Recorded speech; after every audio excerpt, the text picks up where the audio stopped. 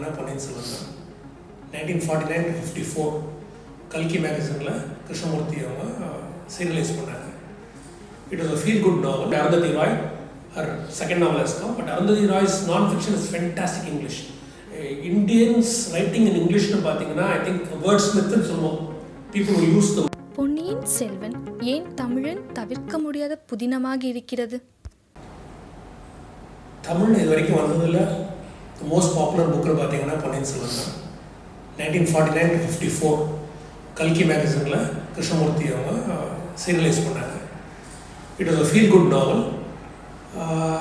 கல்கியோட previous நாவல்ஸ்லாம் பார்த்தீங்கன்னா சிவகாமி சம்பந்தம்லாம் வந்து ரொம்ப நெகட்டிவாக இருக்கும், பெருசாக சண்டை இருக்கும், lots of deaths and all. இது ரொம்ப ஃபீல் குட் புக்கு, அதனால் ரொம்ப பாப்புலர் ஆயிடுச்சு. People are queuing up in railway stations இந்த மார்னிங் கல்கி மேக்சினுக்காக. அண்ட் ஃபேமிலிஸ்குள்ளே இது ஒரு ஒப்பந்தம் இருக்கும், தட் இஸ் பொன்னியின் செல்வன் மட்டும்தான் படிக்கலாம், வேறு எதுவுமே படிக்கக்கூடாது இந்த மேகசின்லேருந்து. Then it came as a book. இன்றைக்கும் புக் ஃபேரில் மேக்ஸிமம் விற்கிறது பொன்னியின் செல்வன் தான். தமிழில் மோஸ்ட் ஆஃப் த பீப்புள் ஆரம்பிக்கிறது பொன்னியின் செல்வன் தான் ஆரம்பிப்பாங்க நாவல்ஸ் படிக்கிறது. இன்வேரியபிளி என்ன ஆகும்னா, பொன்னியின் செல்வன் படித்தவங்க ஹிஸ்ட்ரியில் ரொம்ப டீப்பாக they will get into it and then they branch out into other things and ஒரு ஆர்கியாலஜியோ ஒரு எபிகிராஃபியோ. It's a good start Ponniyin Selvan is. And it's very really ஒரு ஃபிக்ஷனல் கேரக்டர் வந்து நிறையா it out plays the real characters. ஒரு 3-4 பேர் தான் இருக்கும். Arulmozhivarman, Rajaraja Cholan is younger years, of course Kundavai. And அந்த மைல் லாங் கல்வெட்டில் ஒரு 1 or 2 times மென்ஷன் ஆகிற Vandiyathevan will be the hero. So Ponniyin Selvan is a must read for a starter in Tamil literature. தங்களின் படைப்புகளை பற்றி எங்கள் நேயர்களுடன் பகிர்ந்து கொள்ளுங்களேன். I have been a very ardent reader of fiction and for a very long time, but the point is நான் பொன்னியின் செல்வன் ரொம்ப லேட்டாக தான் படித்தேன். பொன்னியின் செல்வன் வந்து ஒரு சேலஞ்ச் என்னென்னா, புக்கு வந்து ரொம்ப அப்ரப்டாக முடிச்சிருப்பாரு. ஹீரோ ஹீரோயினை கல்யாணம் பண்ணியிருக்க மாட்டாங்க, ஹீரோ ராஜாவாக இருக்க மாட்டார், வில்லன் செத்து போயிருக்க மாட்டான். ஒரு தமிழ் நாவலுக்கே உரிதான எந்த ஒரு நிகழ்ச்சியும் கடைசியில் இருக்காது. ஏன் இவ்வளோ சடனாக முடிச்சாருன்னு பார்த்தா, ஒரு 6 monthsக்குள்ளே கல்கி கிருஷ்ணமூர்த்தி வில் டை. பெர்ஹாப்ஸ் ஒரு ப்ரிமானிஷன் ஆஃப் ஹிஸ் டெத்னால ஹி ஃபினிஷ் திஸ் புக்குன்னு இருக்கலாம். பட் கல்கி கடைசியாக ஒரு 10,000 லிட்டருக்கு மேலே வந்தது, ஏன் இந்த புக்கை சரியாக முடிக்கலன்னு. ஸோ அந்த டைமில் கல்கி வந்து ஒரு 10 பாயிண்ட் வச்சு he rights a letter to the audience.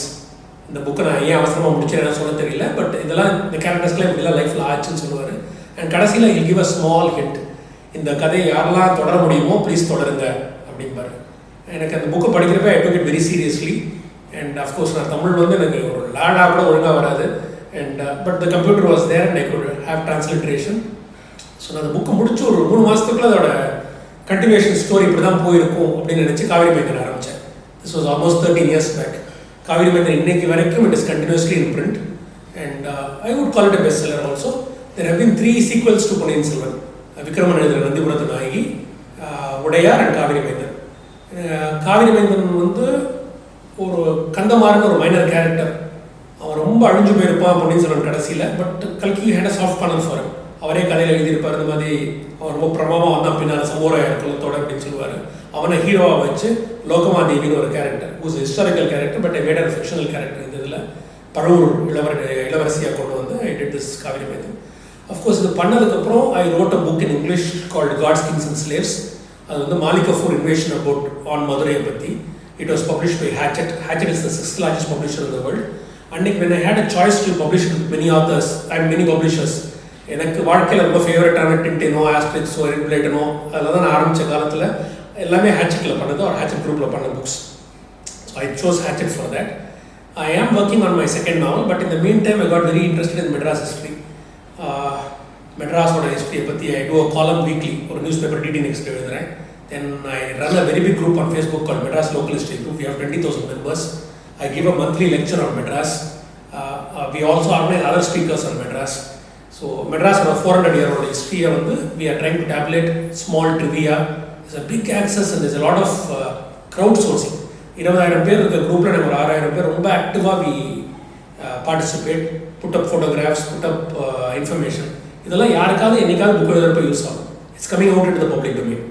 That is the main reason. என்னோட புக்ஸ்னு பார்த்தா தமிழில் 3 நாவல் இருக்குது, இங்கிலீஷில் I have 1 novel in gods kings and slaves. My next novel is about a doctor called Manuki.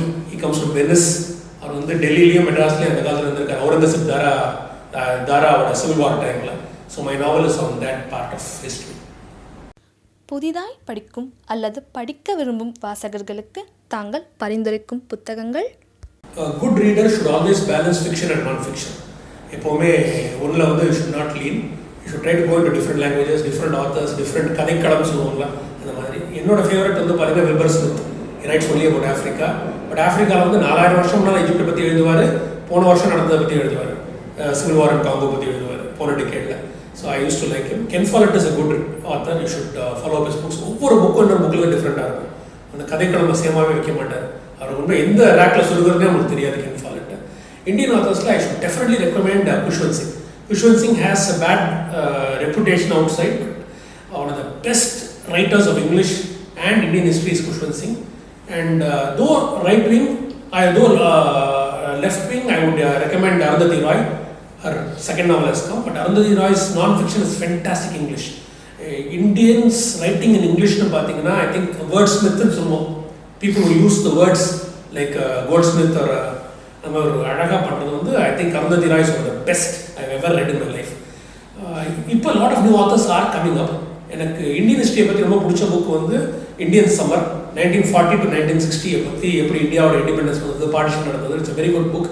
Alex von செல்வன், she is a very young author, young historian from Oxford, who's done a real great job writing about Indian characters. So இப்போ வந்து கதைக்களங்கள்லாம் வந்து எல்லா இடத்துக்கும் போகுது. முந்தி வந்து டெல்லியை பற்றி எழுதினா தான் புக்கு விற்கும் அப்படின்னு ஒரு கதை இருந்தது. பட் இப்போ கிடையாது. இப்போ people are writing about smaller villages, smaller issues. அதை ஒரு மிகைப்படுத்தி அதை வந்து they do a lot of research in depth போய். So there are a lot of Tamil authors. நீங்கள் யூ கேன் கோ இன்டு. இந்த வருஷம் எஸ் ராமகிருஷ்ணன் கிடச்சிருக்கு சாகித்ய அகாடமி. நீங்கள் டெஃபினட்டாக அந்த புக்கை வாங்கி படிங்க. ஹிஸ்டாரிக்கல் நாவல்னு பார்த்தீங்கன்னா இந்த வருஷம் மட்டும் ஒரு 30-40 நாவல் வருது. There is a revivalism. நடுவில் வந்து ஹிஸ்டாரிக்கல் நாவல்லாம் வருஷத்துக்கு ஒரு 3-4 நாவல் தான் வரும் தமிழில். தட் இஸ் ஒரு 70s 80s. After the internet game, big groups have started forming. இப்போ எங்களோட பொன்னியின் செல்வன் குரூப்லேயே வந்து they have 16,000 members.